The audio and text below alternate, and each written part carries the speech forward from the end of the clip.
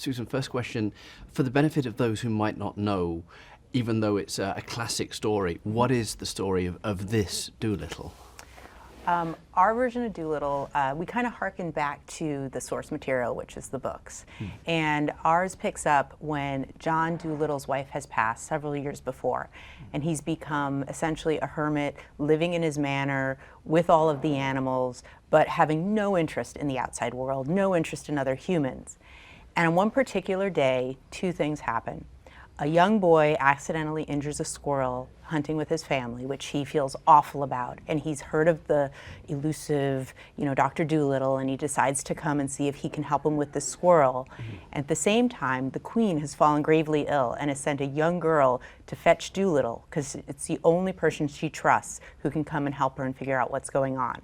And both those kids descend on Dolittle that day, and the animals are kind of excited by this intrusion and the idea that they might get him out of the house and back dealing with people again.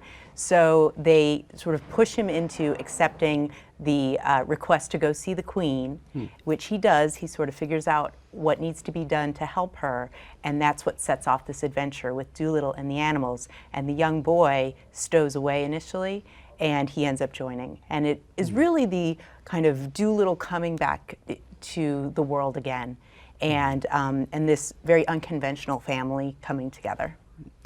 You as Team Downey have been quite choosy about the projects you do, especially independently. So with Dolittle, was there something in particular that appealed to you? I know the two of you have a lot of animals at home anyway, but was there something about this that really sort of sprang out to you? Yeah, we do. We have sort of a ridiculous menagerie of animals at the house. We are animal lovers, and I think the idea of being able to talk to animals is a wonderful fantasy. The opportunity was, there were a few things. I think from the standpoint of being able to do a family film, we hadn't done that before. Even the Marvel films our 7-year-old couldn't see. And so this is the first time we set out to do something that a whole family can look at and go see and enjoy together.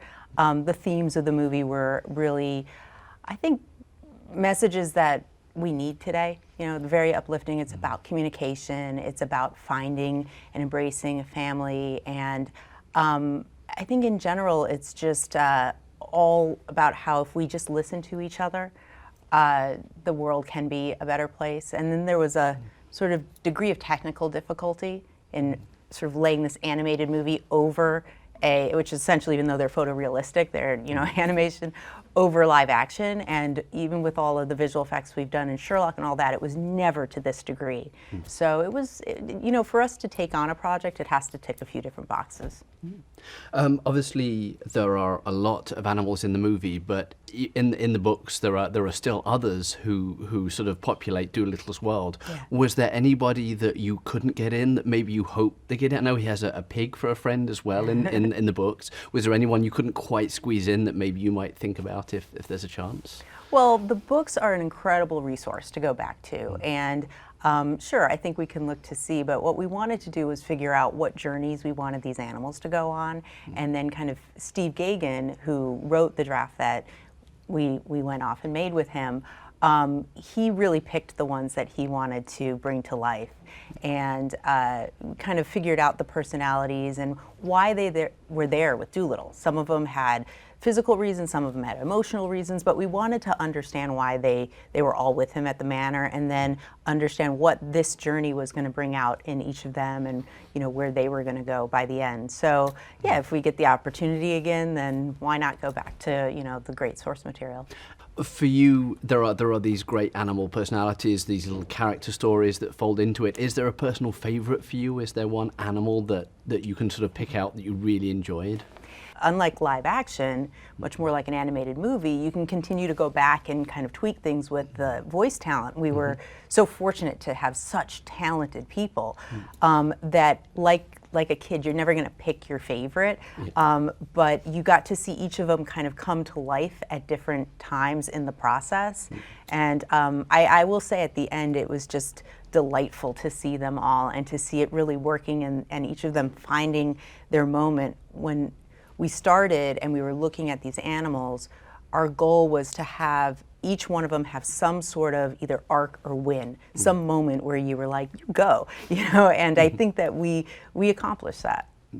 Obviously, you have the animals who are a huge appeal of the film, but you also have the human characters who are very important too. How did you go about finding sort of the two kids who interact with Robert the most probably and help drive his story along at the same time? Was that a big search, and how did you come about the two that you eventually chose? Yeah, it was a big search to find the kids. I mean, we were very, very fortunate with the other talent, whether it was Michael Sheen or Jim Broadbent, and even the voice talent, that kind of who we wanted, we got.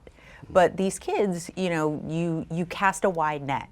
And we had an incredible casting person, Lucy Bevan, who is really talented, and she did cast that wide net and then started showing us people, and it got down with Stubbins' character to two boys that we had actually fly to Atlanta, where Robert was doing one of the Avengers things, and they did screen tests with him, and Harry just shined. He brought all of that curiosity and warmth that was needed in Stubbins, because he was on a bit of a hard journey, starting in a place where you wanted to feel badly for him, and Dolittle isn't particularly welcoming at the beginning. So, but you needed to believe that he had kind of that spunk to want to keep going and engage with the animals, engage with Dolittle, and Harry just there's just this incredible, other than just being very talented, there's just this twinkle in his eye.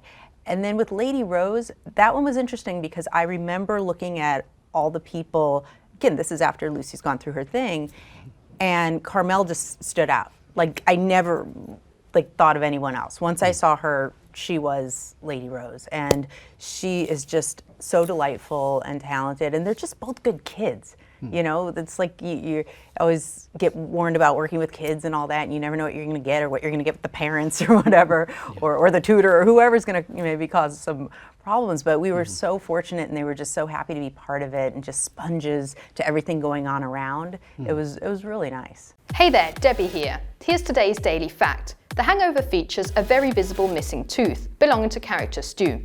Actor Ed Helms, who portrays him, is actually missing that same tooth, as it never grew. To create the character's look, his fake tooth was just removed for the necessary parts of filming. Remember to click here below to subscribe, on the side, for more great content.